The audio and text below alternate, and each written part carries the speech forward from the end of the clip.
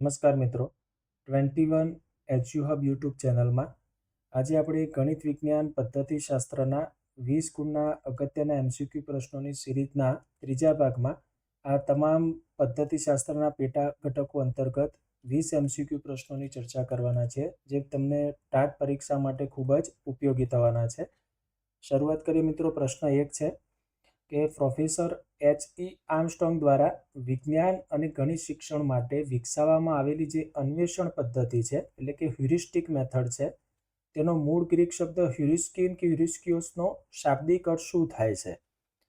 તો અહીંયા જ મિત્રો વાત કરી છે અન્વેષણ પદ્ધતિ. અન્વેષણ એટલે શોધવું, તો તેનો સાચો જવાબ છે વિકલ્પ સી, હું શોધી કાઢું છું, એટલે કે આઈ ફાઇન્ડ આઉટ, આઈ ડિસ્કવર. એ સાથે અહીંયા મિત્રો બીજો પણ એક પ્રશ્ન બની શકે છે કે અન્વેષણ પદ્ધતિના શોધક કોણ છે? તો પ્રોફેસર H.E. આર્મસ્ટ્રોંગ. અથવા એવું પણ પૂછી શકાય કે પ્રોફેસર H.E. આર્મસ્ટ્રોંગે કઈ શિક્ષણ પદ્ધતિની શોધ કરી હતી? તો અન્વેષણ અથવા તો હ્યુરિસ્ટિક મેથડ. એટલે ટૂંકમાં અન્વેષણ એટલે વિદ્યાર્થી શોધક બને છે અને શિક્ષક માહિતી આપવાને બદલે જ્ઞાનની શોધ કરવા માટે વિદ્યાર્થીને પ્રોત્સાહિત કરે છે. પ્રશ્ન 2 છે વિજ્ઞાનના આદર્શ પાઠ્યપુસ્તકના મૂલ્યાંકન માટેના જે આંતરિક લક્ષણો છે, એટલે કે ઇન્ટરનલ કેરેક્ટરિસ્ટિકમાં નીચેનામાંથી કઈ બાબતનો સમાવેશ થતો નથી? અહીંયા ધ્યાન રાખવાનું છે આંતરિક લક્ષણો. તો વિષય વસ્તુની તાર્કિક અને મનોવૈજ્ઞાનિક ગોઠવણી આંતરિક બાબત છે. પૂરતા પ્રમાણમાં ઉદાહરણ, આકૃતિ, સંદર્ભ સૂચિ પણ આંતરિક બાબત છે. ભાષાની સ્પષ્ટતા અને વયકક્ષા અનુરૂપ શબ્દભંડોળ પણ આંતરિક લક્ષણ છે.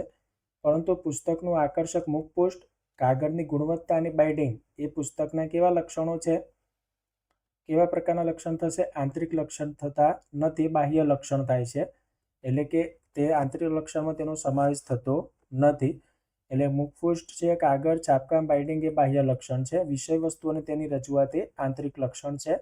તો જે રીતે અહીંયા આંતરિક લક્ષણ નથી તેવો પ્રશ્ન પૂછ્યો, એની જગ્યાએ બાહ્ય લક્ષણ કયું છે તેવો પણ પ્રશ્ન બની શકે.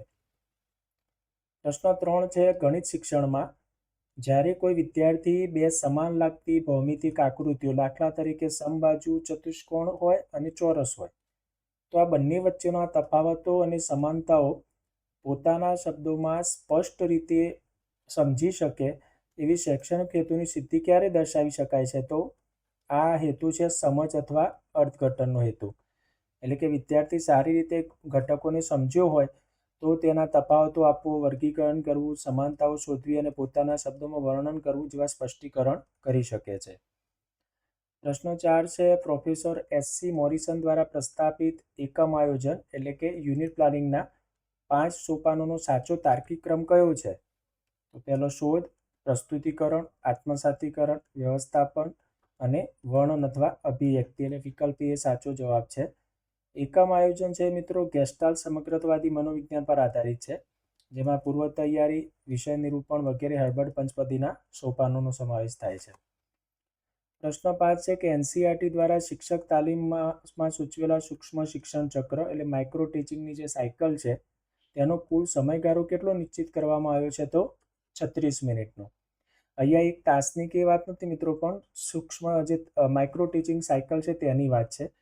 તો કેવી રીતે આ 36 મિનિટ છે? તો સૌથી પ્રથમ જે પણ એક કૌશલ્ય માટે માઇક્રો ટીચિંગ કરતા હોય તો સૌથી પહેલાં શિક્ષણ થાય છે 6 મિનિટ, ત્યારબાદ તેનું પ્રતિપોષણ 6 મિનિટ, પુનઃ આયોજન કરવા માટે 12 મિનિટ, ફરીથી પુનઃ શિક્ષણ માટે 6 મિનિટ, પુનઃ પ્રતિપોષણ માટે 6 મિનિટ, એમ કુલ કેટલી મિનિટ થાય છે? 36 મિનિટ થાય છે. પ્રશ્ન 6 છે ગણિત એ તમામ વિજ્ઞાનોની રાણી છે. Mathematics is the queen of the science. આ પ્રસિદ્ધ વિધાન કયા ગણિતશાસ્ત્રીનું છે? ખૂબ જ અગત્યનો પ્રશ્ન છે. તો આ વિધાન છે કાર્લ ફ્રેડરિક ગોસ. જે જર્મન ગણિતશાસ્ત્રી ગોસના મતે વિજ્ઞાનના કોઈ પણ સિદ્ધાંતને આપણે સાબિત કરવા માટે કે સમજવા માટે ગણિતનું જ્ઞાન સર્વોપરી છે.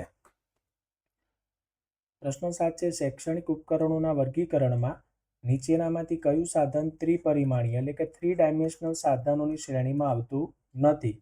તો ડાયોરામા છે, મોકઅપ છે, મોડેલ છે, 3D છે. જ્યારે ફ્લેનન બોર્ડ છે એ 2Dની અંદર આવે છે. એટલે કે આપણે જે ફ્લેનન બોર્ડ વાપરતા હોય છે, બુલેટિન બોર્ડ છે, બ્લેક બોર્ડ છે, તો આ બધા દ્વિપરિમાણીય જે સાધનો છે. જ્યારે ડાયોરામ, મોકઅપ અને મોડેલ એ કેવા છે? ત્રિપરિમાણ છે, એટલે 3 ડાયમેન્શન છે, જે તમે અહીંયા જોઈ શકો છો. પ્રશ્ન 8 છે વિજ્ઞાન શિક્ષણમાં શિક્ષક દ્વારા વર્ગમાં પ્રયોગ કરી બતાવવામાં આવે અને વિદ્યાર્થીઓ તેનું અવલોકન કરે. તે નિદર્શન પદ્ધતિ કે ડેમોન્સ્ટ્રેશન મેથડ કયા શૈક્ષણિક સિદ્ધાંત પર સૌથી વધુ આધારિત છે? તો આમાં માત્ર સાંભળવા કરતાં જોવું અને સાંભળવું બંને એક સાથે થાય તો શિક્ષણ વધુ અસરકારક બને છે. તો આ સિદ્ધાંત કામ કરે છે.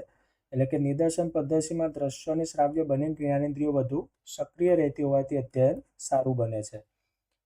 પ્રશ્ન 9 છે, ગણિત વિષયમાં જે વિધાનની સત્યતા સિદ્ધ કરવા માટે પૂર્વધારણાઓ અને તાર્કિક દલીલોની ઔપચારિક શ્રેણીનો ઉપયોગ કરવામાં આવે છે તે ગાણિતિક વિજ્ઞાનને શું કહેવામાં આવે છે? તો પ્રમેય કહેવામાં આવે છે, થિયરમ. અને પ્રમેય જે છે એના મુખ્ય 3 અંગો હોય છે મિત્રો. આ પણ કોઈક વાર આપણને પૂછી શકાય. કયા 3 અંગો હોય છે તેમાં? તો પક્ષ, સાધ્ય અને સાબિતી.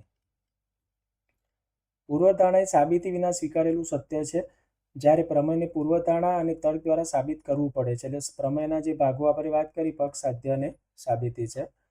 પ્રશ્ન 10 છે, શૈક્ષણિક મૂલ્યાંકન સંદર્ભે શૈક્ષણિક સત્ર દરમિયાન એકમ કે પ્રકરણ પૂર્ણ થયા બાદ તરત જ વિદ્યાર્થીની કચાશ અને પ્રગતિ જાણવા માટે લેવાતી જે કસોટી છે કયા પ્રકારનું મૂલ્યાંકન ગણાય છે? તો રચનાત્મક મૂલ્યાંકન એટલે કે ફોર્મેટિવ એસેસમેન્ટ કહેવામાં આવે છે. અને તેનો મુખ્ય ઉદ્દેશ વિદ્યાર્થીનું પ્રતિપોષણ મેળવી અને તેમાં અધ્યયનમાં સુધારો લાવવાનો હોય છે.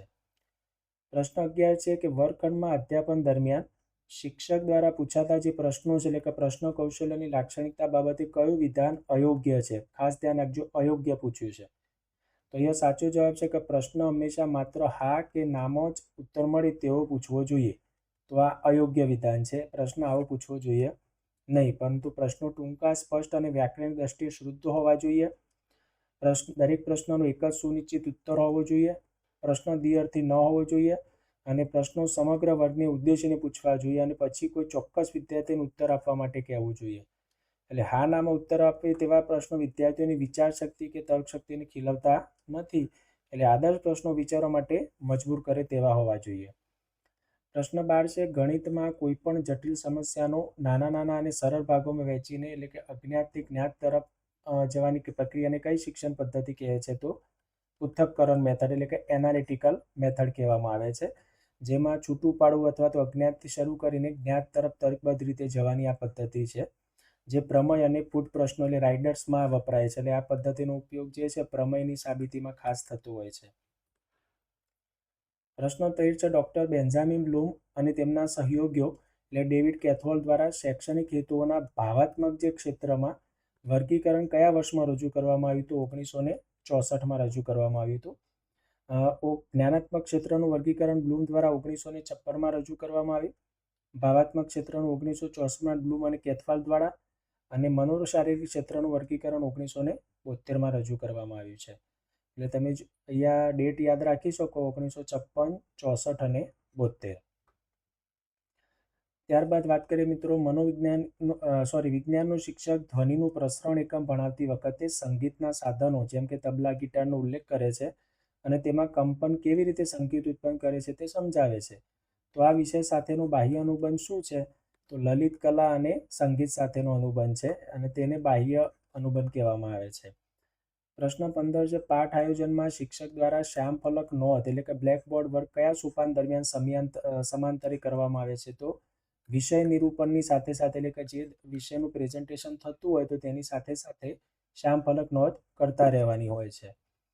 પ્રશ્ન 16 છે કે શાળાની જે વિજ્ઞાન પ્રયોગશાળામાં આકસ્મિક રીતે એસિડ ઢોળાઈ જાય અને ત્વચા પર પડે ત્યારે પ્રાથમિક સારવાર તરીકે સૌથી પહેલાં શું કરવું જોઈએ? તો તેના માટે પુષ્કળ પ્રમાણમાં વહેતા જે ઠંડા પાણીથી શું કરવું પડે? તેને ધોઈ નાખવું અને સાથે આયોડિનનું દ્રાવણ લગાવવું અથવા બી અને ડી. એટલે રસાયણ ત્વચા પર પડે ત્યારે વહેતા ઠંડા પાણીથી તેને ધોવાથી તેની સાંદ્રતા ઘટી જાય છે અને ત્વચાને થતું નુકસાન અને બળતરા ઓછી થાય છે. એટલે વિકલ્પ ડી જે છે આપણો સાચો ઉત્તર થશે. પ્રશ્ન 17 છે, ગણિત વિષયમાં વિદ્યાર્થીને દશાંશ અપૂર્ણાંકના સરવાળામાં વારંવાર ભૂલ પડે છે. આ ભૂલનું ચોક્કસ કારણ અને કચાશ જાણવા માટે શિક્ષક કઈ કસોટી લેવી જોઈએ? તો નિદાનાત્મક એટલે ડાયગ્નોસ્ટિક ટેસ્ટ લેવો જોઈએ. પ્રશ્ન 18 છે કે વિજ્ઞાનનો શિક્ષક પહેલા વિદ્યાર્થીઓને સસ્તન વર્ગના પ્રાણીઓના વિશિષ્ટ ઉદાહરણ આપે છે અને ત્યારબાદ તેના પરથી સસ્તન પ્રાણીઓના સામાન્ય લક્ષણો તારવે છે. તો આ કયા પ્રકારની શિક્ષણ સૂત્રનો ઉપયોગ થયો છે? તો વિશિષ્ટથી સામાન્ય તરફ. તો તેમાં વિદ્યાર્થીને સામાન્ય નિયમ કે લક્ષણો તારવા અને વિશિષ્ટથી સામાન્ય તરફ એટલે કે આગમન પદ્ધતિનો એક મુખ્ય આધાર રહેલો છે તેમાં. પ્રશ્ન 19 છે કે WH કિલપેટ્રિક દ્વારા પ્રસ્તાવિત જે પ્રોજેક્ટ પદ્ધતિના સોપાનોમાં કયું સોપાન સૌથી અંતિમ આવે છે? એટલે પ્રોજેક્ટનો જે અહેવાલ લખવાનો હોય છે સૌથી અંતિમ સોપાન છે. સૌપ્રથમ પરિસ્થિતિનું નિર્માણ, પસંદગી, આયોજન, અમલ, મૂલ્યાંકન અને છેલ્લે અહેવાલ લેખન. તો આ જે 6 સોપાનો જે છે પ્રોજેક્ટ પદ્ધતિના, એ મિત્રો તમે યાદ રાખી લો તો આમાં પ્રથમ કયું, અંતિમ કયું, એ રીતે આપણે જાણી શકીએ છીએ. પ્રશ્ન 20 છે ધોરણ 9ના વર્ગમાં શિક્ષક ગણિતમાં આંકડાશાસ્ત્ર એટલે કે સ્ટેટિસ્ટિક ભણાવતી વખતે ગુજરાતના વસ્તી વધારાના આંકડા અને સાક્ષરતા દરના ડેટાનો ઉપયોગ કરે છે. તો આ ગણિતના કયા વિષય સાથેનો અનુબંધ દર્શાવે છે? તો મિત્રો જે વસ્તી વધારે કે સાક્ષરતાને લગતા આંકડા જે છે એ સમાજ વિદ્યા અથવા તો અર્થશાસ્ત્ર સાથેનો સંબંધ દર્શાવે છે. તો તેની સાથેનો આ બાહ્ય સંબંધ દર્શાવે છે. એટલે આંકડાશાસ્ત્રનો ઉપયોગ મોટાભાગે વસ્તી, સાક્ષરતા, ગરીબી કે વાસ્તવિક સામાજિક માહિતી સમજવા માટે થાય છે, જે સમાજ વિદ્યા કે અર્થશાસ્ત્ર સાથેનો તેનો અનુબંધ છે. તો આ તમામ પ્રશ્નો મિત્રો તમને ટાટ પરીક્ષામાં ખૂબ જ ઉપયોગી થવાના છે. આવા જ અગત્યના પ્રશ્નો સાથે આપણે ફરીથી મળીશું. ચેનલને લાઇક કરશો, સબસ્ક્રાઇબ કરશો અને તમારા મિત્રો સાથે શેર કરશો. આભાર.